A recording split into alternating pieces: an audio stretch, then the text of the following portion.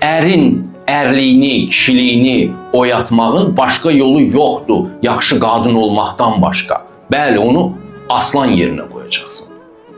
Bəlkə aslan səviyyəsində deyil. Bəlkə pişik rolu oynayır indi özü.